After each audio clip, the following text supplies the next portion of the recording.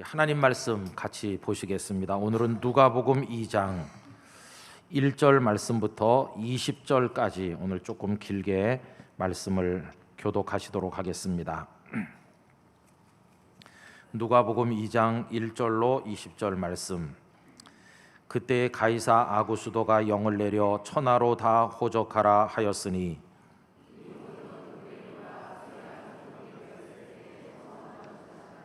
모든 사람이 호적하러 각각 고향으로 돌아가매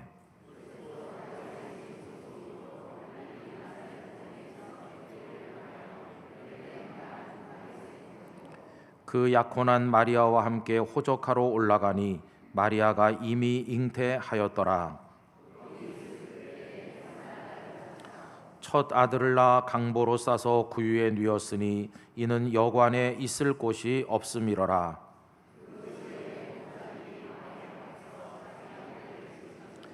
주의 사자가 곁에 서고 주의 영광이 그들을 두루 비추매 크게 무서워하는지라.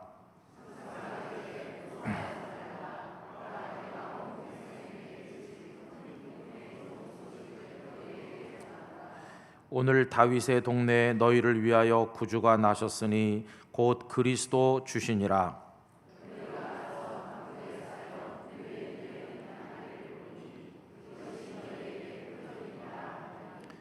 호련히 수많은 천군이 그 천사들과 함께 하나님을 찬송하여 이르되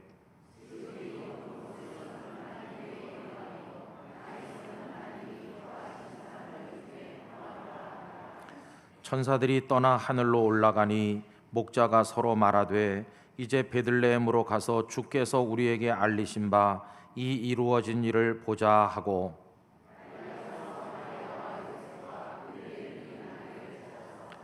보고 천사가 자기들에게 이 아기에 대하여 말한 것을 전하니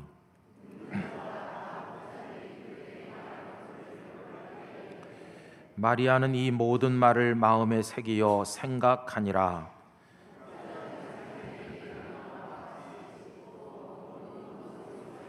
하나님께 영광을 돌리고 찬송하며 돌아가니라. 아멘. 이 말씀이 우리 모두에게 큰 은혜가 되기를 간절히 기원합니다. 하도 그 기억이 생생해서 자주 머릿속에 떠오르고 또 그래서 여러분들에게도 여러 차례 말씀드린 기억이 있습니다. 목사님들하고 눈이 내린 겨울철인데 합천에 있는 가야산으로 등산을 갔습니다. 벼르고 별러서. 그래서 다 분담을 했지요. 어떤 목사님은 찌개거리, 어떤 목사님은 쌀, 뭐 간식, 과일 뭐 이렇게 하고 저보고는 냄비 같은 거, 그 코펠이라고 하는 거 가져오고 그다음에 버너 불 뗄 수 있도록 가져와라. 이래서 이제 다 모였어요. 그래가지고 애들 소풍 가는 기분으로 신바람 나가지고 갔습니다. 날도 추운데 그래도 열심히 올라가서 한 1000m쯤 올라갔을 겁니다. 그 산이 한 1400m 정도 되는 줄 아는데 이제 출출하니까 해먹자 그래가지고 이제 다 꺼냈어요. 그래 두부도 다 썰고 김치도 썰고 뭐 해서 다 이렇게 해서 물도 붓고 이제 끓이기만 하면 막 보글보글 맛있게 먹을 참인데 제가 가져온 거 다 꺼내서 이렇게 해놨어요. 아 근데 이게 웬일입니까? 가스 안 가져왔어요. 다 기억하시네요. 아무리 찾아도 없는 거예요. 분명히 꺼내놨었거든요. 분명히 꺼내놓고 충분히 꺼내놓고 그랬는데 이게 배낭에 담을 때 안 담은 거예요. 그래가지고 가스가 없으니 아무리 창조의 능력이 있어도 이거 어디서 어떻게 합니까? 다 썰어가지고 물까지 분 거를 할 수 없이 비닐봉지에 다 담아가지고 이렇게 묶어가지고 그리고는 이게 쫄쫄 굽는 거죠. 그래서 사과 같은 거 하나씩 나눠 먹고 그리고 라면, 생라면 먹으면서 꼭대기까지 올라갔다 내려왔죠. 그 죄로 제가 저녁을 아주 고급스러운 걸로 살 수밖에 없었습니다. 근데 목사님들이 그래도 목사님이라 그런지 가스를 안 가져왔다고 한마디도 저한테 하는 분이 없더라고요. 참 좋은 분들이죠. 그게 하도 그때 기억이 남아가지고 자주 생각이 나요. 근데 여러분 보십시오. 다 있는데 그 하나만 없는 거예요. 그래도 이게 치명적이죠. 그죠? 그 하나가 아주 결정적으로 중요할 때가 있지 않습니까? 근데 오늘 우리가 읽은 성경 말씀이 그런 내용을 우리에게 보여주는 것 같습니다. 예수님 탄생하시는 이야기인데 뭐가 하나 빠진 것 같아요. 하나님께서 왜 이렇게 빠뜨리셨을까? 이상한 생각이 든단 말이죠. 우리 지난 주일에 뭘 생각했습니까? 하나님께서는 우리들을 구원하시기 위해서 오래전부터 치밀한 작전을 짜듯이 구원 계획을 수립하셨습니다. 그리고 요만큼의 차질도 없이 철저하게 그걸 진행시켜 오셨다고 하지 않았습니까? 그래서 때가 됐을 때 요한이 태어났고 예수님께서 탄생하시고 그것도 또 베들레헴에서 탄생할 거라는 예언이 그대로 이루어지는데, 지난 주일에 생각한 거 한번 떠올려 보십시오. 예수님께서 베들레헴에서 나신다는 게 굉장히 거의 불가능할 정도로 어려운 일이었다고 그랬죠. 왜냐하면 마리아는 베들레헴에 사는 여인이 아닌데 어떻게 예수님이 마리아가 베들레헴에서 나올 수 있습니까? 그래서 베들레헴에 갈 이유가 전혀 없는 이 여인을 베들레헴으로 안 가면 안 되도록 만들기 위해서 하나님께서는 당대 최고의 로마 통치자였던 가이사 아구수도까지 동원하셔서 그로 하여금 모든 백성들은 고향에 가서 호적해라 이런 명령을 내리게 하셨다고 그랬죠. 그래서 마리아가 어쩔 수 없이 이제 베들레헴에 가게 된 것이죠. 또 시간적인 변수도 굉장히 많다고 그랬습니다. 이 명령이 조금 일찍 내리든지 조금 늦게 내리든지, 또 로마의 궁궐로부터 나사렛 마을까지 그게 전달되는 시간 뭐 이런 거 다 따져보면, 또 마리아가 만삭의 몸으로 천천히 갔을 그 날수를 다 계산해 보면 베들레헴에서 예수님이 탄생하는 게 이게 정말 어려운 것이에요. 조금만 빗나가면 베들레헴에 가는 길에서 낳든지 오는 길에서 낳든지 아니면 나사렛에서 탄생하시든지 이거 맞추기가 어려워요. 그런데 얼마나 하나님께서는 정교하게 그 모든 걸 추진하시는지, 마리아가 베들레헴에 딱 도착하니까 산통이 시작이 된 거예요. 그래서 우리 예수님께서는 예언된 그대로 베들레헴에서 탄생하시지 않았습니까? 자, 이런 얘기를 통해서 제갈공명이 그렇게 정교하게 세운 전략도 마속 장군의 실수로 인해서 전부 실패로 끝난 반에 우리 하나님 얼마나 철저하시고 완벽하신 분이신가, 모든 걸 치밀하게 이루시는구나, 이거 우리 생각해 보지 않았습니까? 근데 여러분, 참 이상한 건 이렇게 철두철미하게 이루시는 하나님께서 하나를 빠뜨리신 것 같다는 겁니다. 까먹으셨나? 실수인가? 그렇게 생각될 만큼 아주 중요한 거 하나가 빠졌어요. 그게 뭐냐 하면 예수님께서 탄생하실 집이 없다는 거예요. 예수님께서 탄생하실 방이 준비되어 있지 않았어요. 그래서 이 마리아는 예수님을 마구간에서 낳을 수밖에 없었던 거죠. 여러분, 오늘 말씀 7절을 보세요. 첫 아들을 낳아 강보로 싸서 구유에 뉘었으니, 그 다음에 뭐라고 표현했습니까? 이는 여관에 있을 곳이 없음이로라. 일부러 마구간에서 나신 게 아닌 것 같잖아요. 다 찾아봤는데 없으니까 어쩔 수 없이, 할 수 없이 마구간에서 나신 것처럼 표현돼 있어요. 아니, 하나님이 어쩌자고 다 준비하면서 그런 걸 준비 안 했을까 하는 생각이 든다는 겁니다. 저는 이때 그 마리아와 요셉의 모습을 상상해 봤어요. 여러분, 여인들이 아기를 낳으실 때 겪는 그 산통, 이 해산의 고통이 얼마나 큰지 우린 잘 모릅니다. 저희 집에도 애가 4명인데요 제가 산통을 겪은 게 아니라 그분이 겪었기 때문에 전 잘 모릅니다. 저는 신방 갔다 오니까 벌써 낳더라고요. 이렇게 애를 쉽게 낳나 이렇게 생각했어요. 4명 중에 2명은 신방 갔다 오니까 벌써 낳았더라고요. 잘 모릅니다. 우리 남자들은 모르죠. 그런데 어떤 분의 표현처럼 온몸이 바스러져서 다시 맞춰지는 정도의 고통이 아마 그 해산의 고통일 거라고 그래요.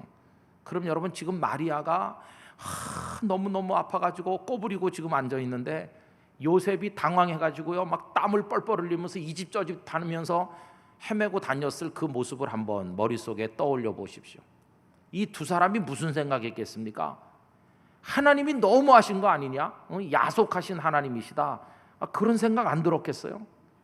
마리아는요, 하나님께서 너 처녀지만 하나님의 아들을 낳을 거라고 했을 때 순종했잖아요. 말하자면 좀 표현은 이상하지만 하나님께 협조하는 것처럼 주의 여정이오니 말씀대로 이루어지이다. 이렇게까지 지금 순종하지 않았습니까? 요셉은 요셉대로 결혼할 그 여자가 배가 불렀는데 데려다가 뒷바라지하고 예수님 낳을 때까지 다 하고, 이런 헌신이 어디 있습니까? 이 두 젊은 청춘 남녀가 하나님을 위해서 온몸을 다 바쳐 헌신하면 하나님께서도 좀 손발을 맞춰주셔야 되는 거 아니겠어요? 제가 하나님이라면요, 그 베들레헴의 제일 부잣집, 그 베들레헴의 제일 높은 사람 집, 돈 많은 부잣집 사람이 자기 저택을 다 준비해놓고 사람 내보내가지고 기다리다가 이 마리아와 요셉이 도착하면 막 환영해가지고 잘 꾸며진 집으로 모셔서 그렇게 낫게 해주셔야 이 두 사람의 헌신에 대한 하나님이 협조하는 것처럼 보이는 거 아니겠어요? 그런데 갈 데가 없는 거예요. 이 집 저 집 들어갈 데가 없고, 오죽하면 마구간에서 예수님을 낳겠습니까? 하나님 너무하시다, 이러실 수가 있어? 아마 이 두 사람은 그런 생각을 했을 것입니다. 그럼 여러분, 왜 이런 일이 벌어졌을까요? 하나님의 실수입니까? 그거 내가 깜빡했구나, 그겁니까? 아닙니다. 마치 하나님의 실수인 것처럼 이상하게 보이는 마국간에서 나신 이 사건 속에 말이죠, 하나님의 말로 닿을 수 없는 사랑, 하나님이시기 때문에 가능한 사랑, 하나님의 특별한 사랑, 이 복음의 엑기스가 그 속에 다 녹아 있다는 걸 알 수 있습니다. 여러분, 우선 이렇게 말씀드려야 되는데, 하나님께서는요 실수하신 게 아니에요. 기본적으로 드려야 될 명제는 하나님께서는 우리와는 다르신 분이라는 거예요. 우리는 실수도 하고 실패도 합니다.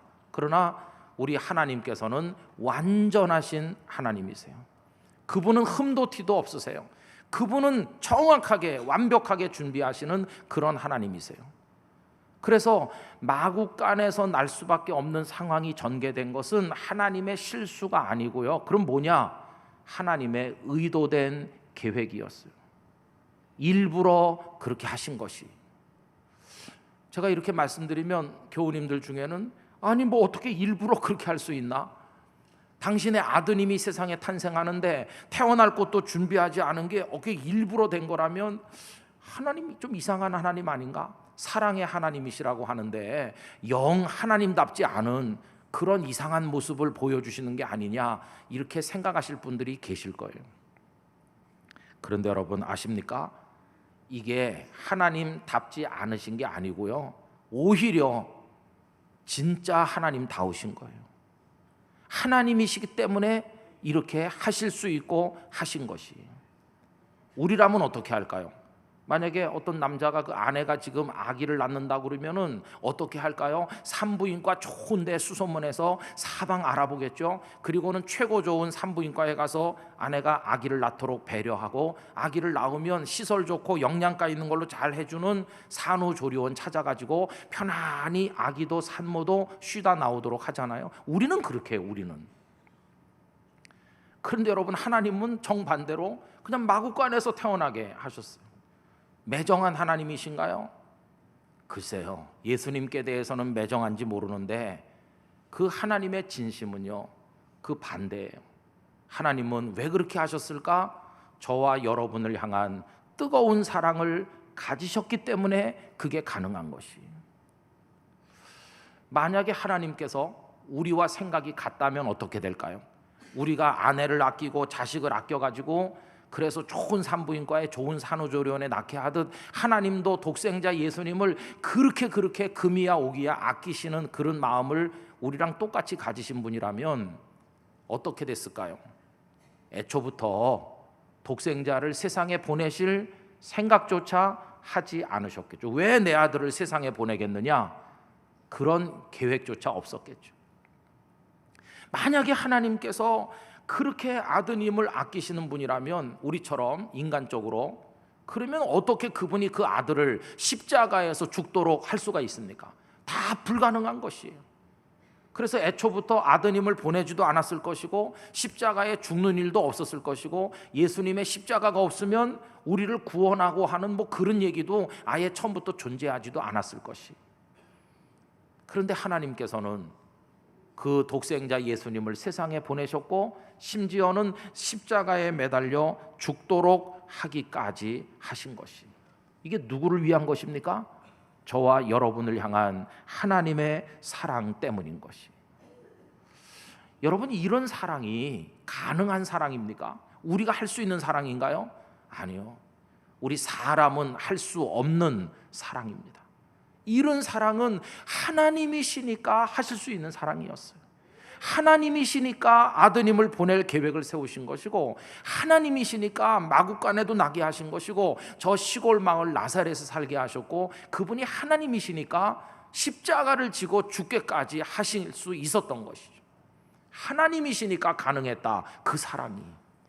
그래서 여러분, 이거는요, 아드님을 태어나실 곳도 준비하지 않아가지고 마구간에 나게 하신 이게 영 하나님답지 않으시다, 그게 아니라 우리 입장에서 보면 그러니까 그분은 하나님다우신 것이, 그런 하나님만이 하실 수 있는 사랑을 우리에게 주셨으니까, 그래서 그분이야말로 진짜 하나님이시다 하는 것을 알 수 있습니다.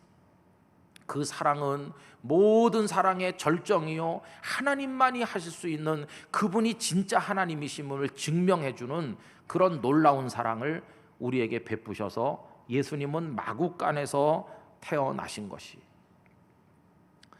여러분, 이 사랑이 왜 우리에게 큰 위로가 되는지는 이제 조금 얘기를 더 해보면 분명해집니다. 그 다음 얘기가 뭡니까? 그 다음 얘기는 목자들이 베들레헴 마구간에 가서 탄생하신 예수님 만나는 얘기잖아요. 그 다음 이야기가 가능할 수 있었던 근거가 뭐냐 하면 마구간에서 나셨기 때문이에요. 여러분, 그날 밤에 들판에서 목자들이 양떼를 지키면서 밤을 새우고 있는데 천사들이 나타나서 구주께서 나셨다는 소식을 전해줍니다. 오늘 본문 9절로 11절 다 같이 읽어보도록 하십시다. 주의 사자가 곁에 섰고 주의 영광이 그들을 두루 비추매 크게 무서워하는지라. 천사가 이르되 무서워하지 말라. 보라, 내가 온 백성에게 미칠 큰 기쁨의 좋은 소식을 너희에게 전하노라. 오늘 다윗의 동네에 너희를 위하여 구주가 나셨으니 곧 그리스도 주시니라. 할렐루야. 너희를 위하여 구주가 나셨대요. 천사들이 목자들에게 했던 그 말씀, 오늘 제가 여러분들에게 반복하고 싶습니다. 여러분, 예수님께서 여러분을 위해 나셨어요. 저를 위해 나시고 여러분 한 분 한 분을 위해 나셨어요. 그 예수님은 우리들의 예수님이십니다. 나의 예수님이십니다. 그 예수님께서 여러분에게 큰 축복으로 임하시기를 기원합니다. 그래, 천사가 나타나서 목자들에게 이제 그렇게 해줬잖아요. 알려줬잖아요. 그 다음 얘기가 중요한 거죠.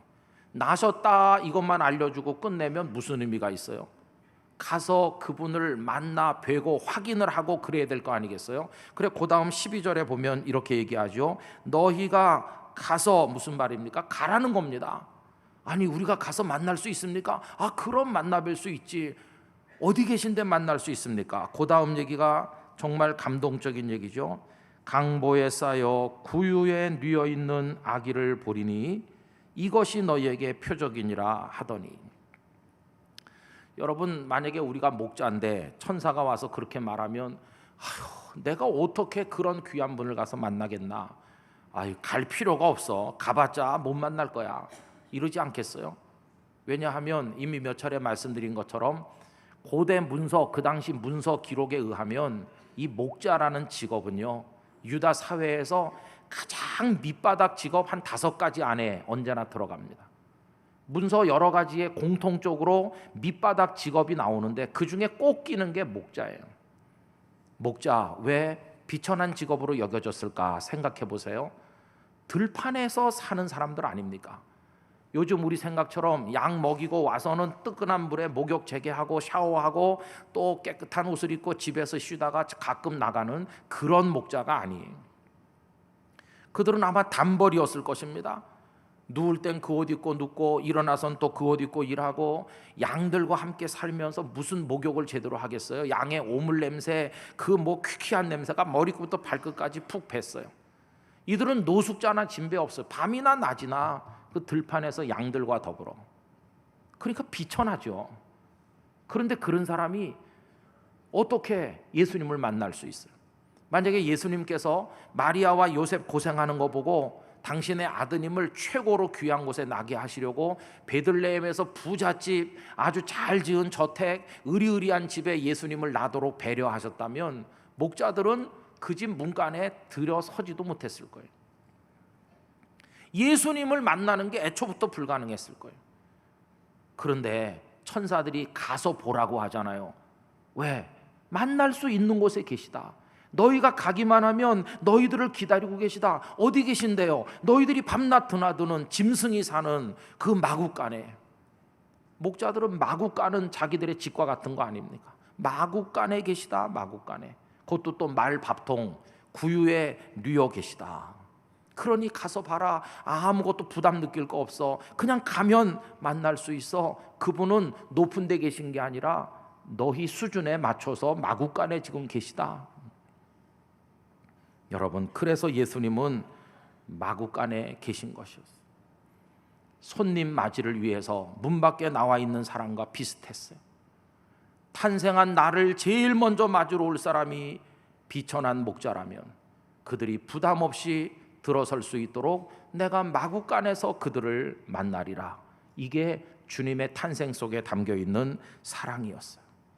다른 데 같으면 목자들이 들어설 수 없겠지만 마구간이니까 가보니까 말밥통 안에 그 주님이 누워 계시니 이분이 우리를 위해 오셨구나. 얼마나 감격하고 감동하고 기뻐하고 춤추고 그랬겠습니까? 여러분, 이 15절 17절까지가 그 장면을 보여주죠. 천사들이 떠나 하늘로 올라가니 목자가 서로 말하되 이제 베들레헴으로 가서 주께서 우리에게 알리신 바 이 이루어진 일을 보자 하고 빨리 가서 마리아와 요셉과 그 위에 누인 아기를 찾아서 보고 천사가 자기들에게 이 아기에 대하여 말한 것을 전파하니 그분을 배울 수가 있었던 것이에요. 그래서 여러분, 하나님께서 독생자 예수님을 마구간에 나게 하신 것은 깜빡 잊어버리고 집을 준비 안 해서가 아니에요. 일부러 하나님은 당신의 고귀한 아드님을 마구간에서 기다리게 하셨어요. 누구를? 목자들 쉽게 와서 만날 수 있도록. 이게 마구간에서 나신 이야기 속에 담겨 있는 우리를 향한 하나님의 엄청난 사랑이라는 걸 알 수 있어요. 만약에 하나님께서 아드님을 하늘에 그냥 계시도록 하면서 우리 보고 오라고 그러면 우리가 어떻게 갈 수 있어요? 그래서 그 주님이 우리 곁으로 오신 것이에요. 더군다나 이 세상에도 높은 곳이 있고 낮은 곳이 있는데 가장 낮은 곳 마구간에 오셨어요. 왜? 가장 낮은 사람 찾아와서 만날 수 있도록 하려고. 우리 살다 보면요, 내 자신이 세상에서 가장 낮은 자처럼 느껴질 때가 있습니다. 하던 일도 실패하고 주머니에 돈도 없고 내가 좋아하던 사람 나한테 쌀쌀맞게 대하고 눈에 띄는 희망도 별로 없고, 그리고 정말 몸도 마음도 아플 때는 이 많은 사람이 사는 지구촌에서 내가 제일 불쌍하고 가장 초라하고 작은 자같이 여겨져서 낙심하잖아요. 그런데 바로 그때도 고개만 돌리면 예수님이 바로 옆에 계신 거예요. 우리 같은 높이에 와 계신 거예요. 그래서 예수님은 가장 낮은 자들을 위해서 가장 낮은 자리에 오신 것입니다. 또 그 마구간 냄새나고 말밥통 퀴퀴하고 냄새 지독했을 텐데 왜 그 냄새나는 곳에 누워 계시느냐? 냄새나는 인생들도 올 수 있도록 하려고 거기서 기다리시는 거예요. 우리는 죄로 인해 냄새가 나고 우리의 못나고 연약한 것 때문에 인생이 왜곡되고 썩어서 냄새를 풍길 때가 많아요. 우리 인격도 다 왜곡되고 우리의 말과 행실이 다 왜곡돼서. 그런데 그런 냄새나는 인생도, 더러운 인생도 괜찮다. 나도 여기 지금 말밥통 안에 누워 있는데 이리 와라. 그러면서 주님 우리 곁에 계신 것이. 예수님은요, 마지막에 숨을 거두실 때도 무슨 잘 준비된 침상에 많은 사람들이 애곡하는 가운데 편안히 숨을 거두신 게 아니었어요. 십자가에 매달려 죽으시는데 그것도 혼자 죽으시는 게 아니고 그 세상에 흉악하기 이를 데 없는 행악자, 강도 두 명이 바로 옆에 같이 있는 거예요. 왜 그 사람들을 오른쪽 왼쪽에 거느리고 죽으셨나? 그 자체가 하나의 메시지인 거죠. 이 세상에 흉악한 사람, 십자가에 처형되도록 사형 언도를 받은 그런 악한 자도 내 곁에 가까이 있을 수 있다. 어떤 죄인도 내 곁에 있을 수 있으니 다 내게로 오라. 이게 그 마지막 숨을 거두시는 장면을 통해서 우리에게 보여주시는 하나님의 음성이었던 것이. 그래서 여러분, 성탄절의 메시지는 낮은 우리를 위해서 예수님께서 우리 곁에 낮아져서 오신 사랑의 메시지, 그게 그 속의 핵심이라고 이야기할 수 있는 것이. 여러분, 그 주님이 저기 계시지 않고 여기 계신 것, 높은 이들 속에 계시지 않고 낮은 내 옆에 계시는 것, 이게 얼마나 놀라운 사랑인지 기억하시기를 바라는 것입니다. 그 주님은 좋은 주님이세요. 우리 예수님의 낮은 자를 위한 행보는 그 후에도 계속됐습니다. 가난하고 병든 사람 곁에, 그리고 저 이방의 갈릴리 흑암에 앉은 백성들, 저 그 속에서 먼저 시작하셨어요. 예루살렘 궁궐에서 화려한 광장에서 하신 게 아니라 저 갈릴리 들판 바닷가에서, 갈릴리 산등성이에서 비천한 사람들 속에서 제일 먼저 메시아 사역을 시작하셨잖아요. 마태복음 4장 13절 이하를 다 같이 읽어보실까요? 나사렛을 떠나 스불론과 납달리 지경 해변에 있는 가버나움에 가서 사시니 이는 선지자 이사야를 통하여 하신 말씀을 이루려 하심이라. 일러스되 스불론 땅과 납달리 땅과 요단강 저편 해변길과 이방의 갈릴리여, 흑암에 앉은 백성이 큰 빛을 보았고 사망의 땅과 그늘에 앉은 자들에게 빛이 비치었도다 하였느니라. 할렐루야.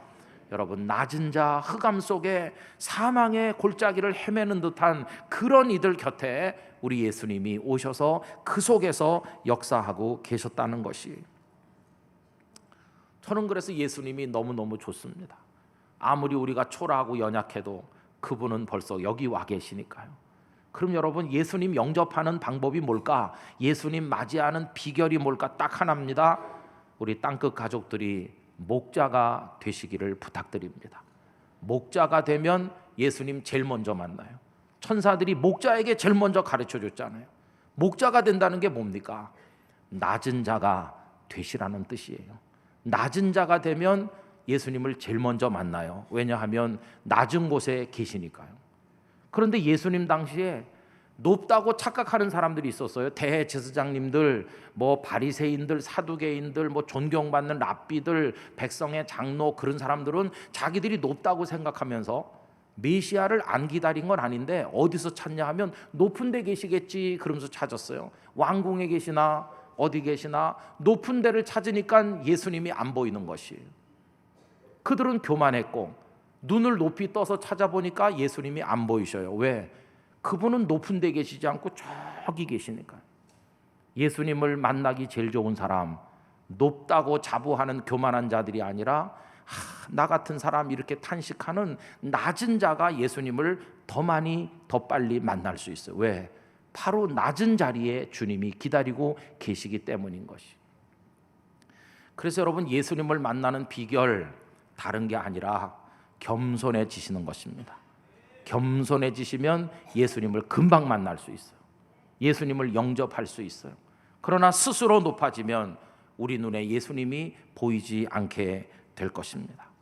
그리고 이 성탄절은 이 아픔과 서름이 많은 세상에 눈물을 흘리는 많은 연약하고 낮은 자들 속에 그분이 쑥 내려오셔서 나 여기 지금 마구간에 있다 그러면서 우리를 부르시는 축제인 것입니다. 낮은 자들의 축제, 이게 바로 성탄절인 것입니다. 얼마나 놀랍고 큰 은혜인지 말로 다 알 수가 없습니다. 성도 여러분, 낮다고 낙심하지 마세요. 연약하다고 포기하지 마세요. 그리고 더럽다고 우리 좌절하면 안 됩니다. 내가 저지른 죄악이 많다고 그래도 포기하지 마세요. 왜냐하면 그래서 주님은 우리 곁에 오셨으니까요. 이 역설적인, 하나님이 아니시면 그 누구도 할 수 없는 특별한 이 역설적인 사랑, 이 사랑이 여러분들 가슴 속에 충만한 성탄절이 되기를 간절히 기원하는 것입니다. 그래서 우리 하나님 너무너무 좋으신 분이시고 그 예수님 우리 곁에 계시니 얼마나 감사한지 몰라요. 이 성탄의 기쁨이 목자들이 기뻐하며 돌아가듯이 여러분 안에도 넘치시길 바라고, 주님 내 주님이시다, 이 자부심을 가지고 승리하시기를 예수님 이름으로 축원합니다. 기도하겠습니다. 하나님 아버지, 우리 하나님께서는 예수님을 일부러 마구간에 나게 하셨습니다. 그래야 목자들이 와서 편하게 만나뵐 수 있기 때문에 다 그렇게 하신 것을 봅니다. 교만한 자의 눈에는 주님이 보이지 않고 좌절하고 낭망한 낮은 자의 곁에 계시니 주님을 만나뵐 수 있게 하셨습니다. 높은 보좌를 떠나 우리에게 와주신 주님을 찬양합니다. 주여, 이 은혜를 주셔서 감사합니다. 이런 마음으로 다 같이 우리 감사의 찬송의 기도를 통성으로 드리도록 하겠습니다. 사랑 많으신 하나님 아버지시여, 독생자 예수님을 우리에게 보내주셔서 감사합니다.